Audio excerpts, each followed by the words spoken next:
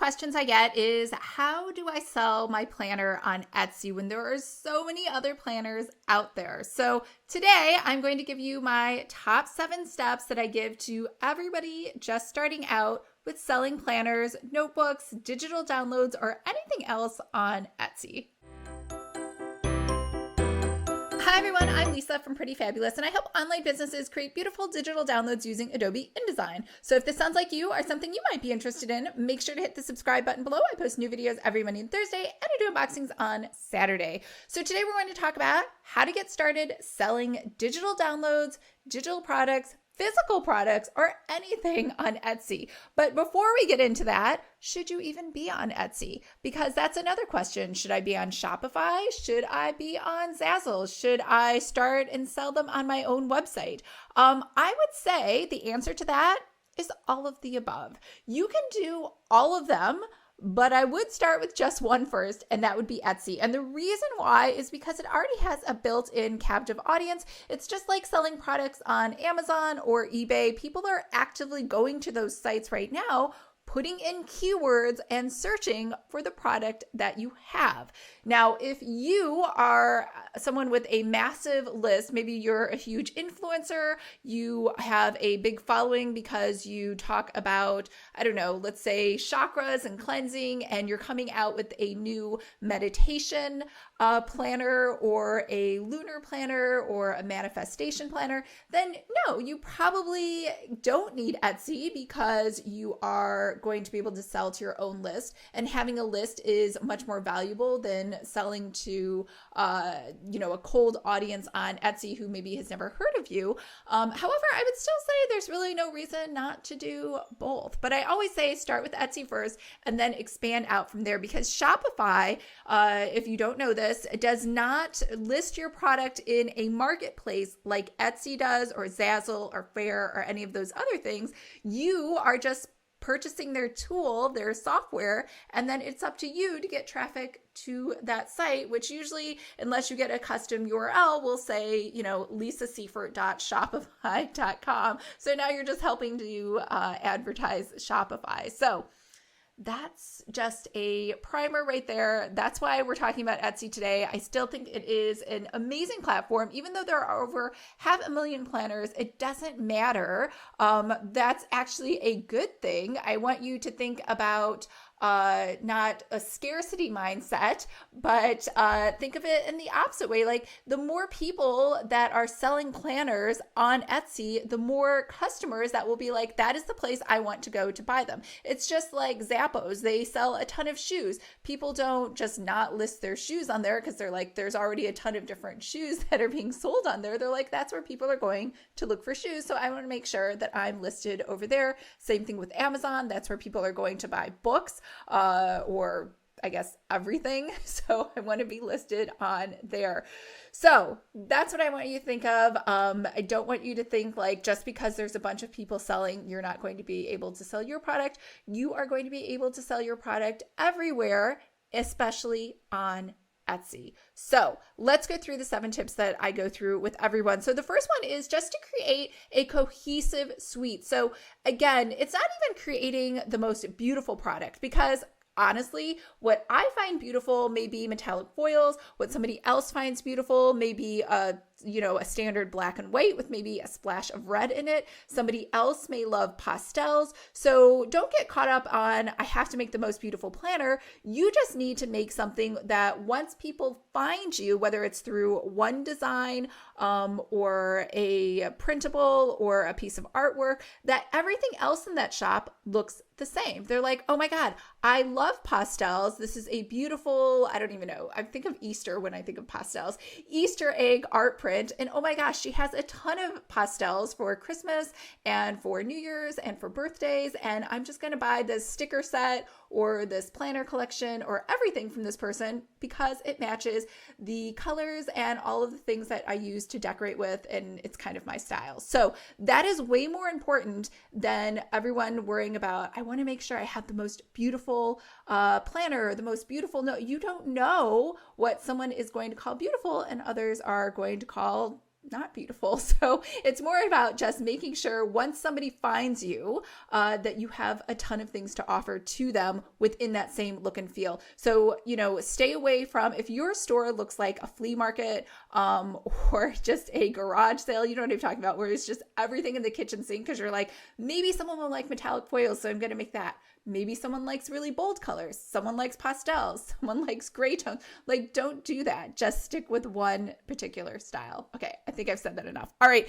the second thing is show it in use. So a lot of times you have a really great journal or something that can be printed out. If people can't see it in use, it's really hard for them to synthesize in their mind how your product can enhance their life, make things better.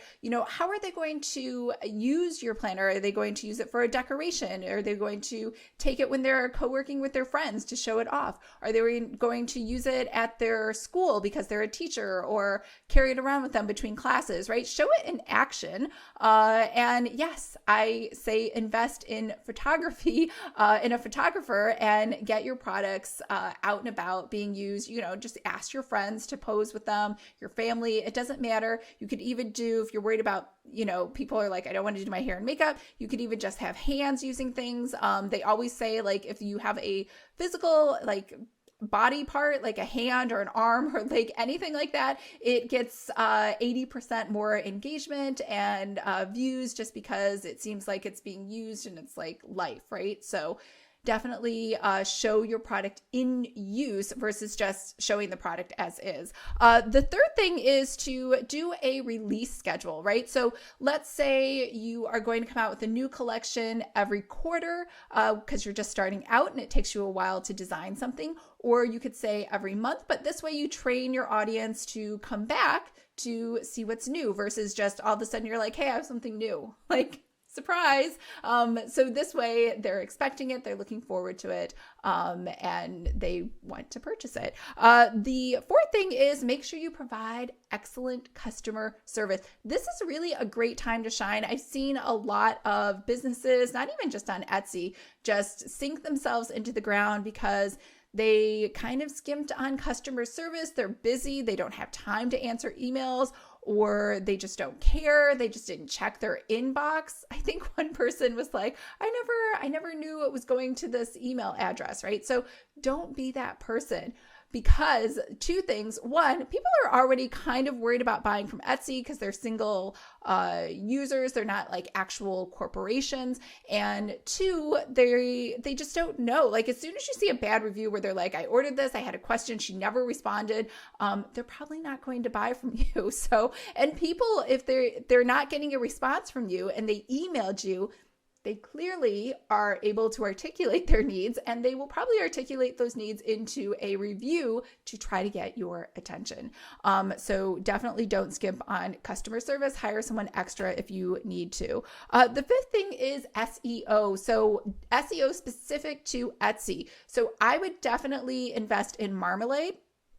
It is not perfect. It has kind of a grading system. It'll take your listing. It'll say this is a B or a C. And so in theory, you want everything to be an A. And while not everything is going to be very like down to the letter accurate, it's 99.9% pointing you in the right direction on what you need to do to optimize your listing to be found inside of Etsy. So I would definitely 100% invest in that as a tool if you're going to start using that platform. The sixth thing is to make sure to use paid ads. And, if nobody knows that you're out there, they're not going to be able to buy your service. Yes, SEO is great, but there's no reason you can't reach out and show your audience what you have. There's a lot of things I discover on Etsy that are just gorgeous, and I would love to have them.